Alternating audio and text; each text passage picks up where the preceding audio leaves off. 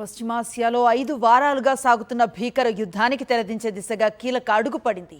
పాకిస్తాన్ రాజధాని ఇస్లామాబాద్ వేదికగా ఇవాళ అమెరికా, ఇరాన్ ఉన్నతాధికారుల మధ్య శాంతి చర్చలు జరగనున్నాయి.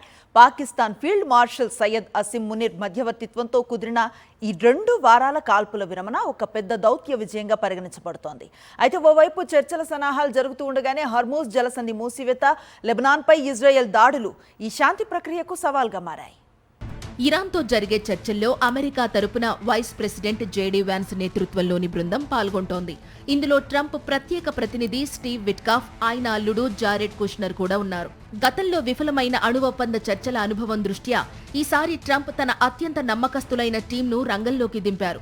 ఇజ్రాయెల్ దాడుల్లో ఇరాన్ అత్యున్నత నాయకుడు ఖమేనీ మరణించిన తరువాత ఆ దేశ సైనిక, రాజకీయ వ్యవహారాలను నడిపిస్తున్న పార్లమెంటు స్పీకర్ మొహమ్మద్ బాఘర్ ఖాలీబాఫ్ ఇరాన్ తరపున చర్చల్లో పాల్గొంటున్నారు. ఇరాన్ తన 10 పాయింట్ల ప్రతిపాదనను తెరపైకి తెచ్చింది. పశ్చిమాసియా నుంచి అమెరికా తన బలగాలను పూర్తిగా ఉపసంహరించుకోవాలని, హర్ముజ్ జలసంధిపై తమకే పూర్తి నియంత్రణ ఉండాలని ఇరాన్ డిమాండ్ చేస్తోంది.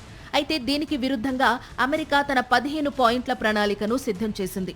ముఖ్యంగా ఇరాన్ బాలిస్టిక్ మిసైల్స్, అణు కార్యక్రమాలపై ఆంక్షలే లక్ష్యంగా వాషింగ్టన్ అడుగులు వేస్తోంది.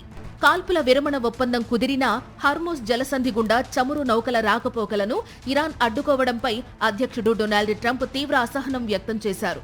ఇరాన్ తీరు ఏమాత్రం గౌరవప్రదంగా లేదని, ఒప్పందాన్ని ఉల్లంఘిస్తోందని ట్రంప్ ట్రూత్ సోషల్ వేదికగా హెచ్చరించారు.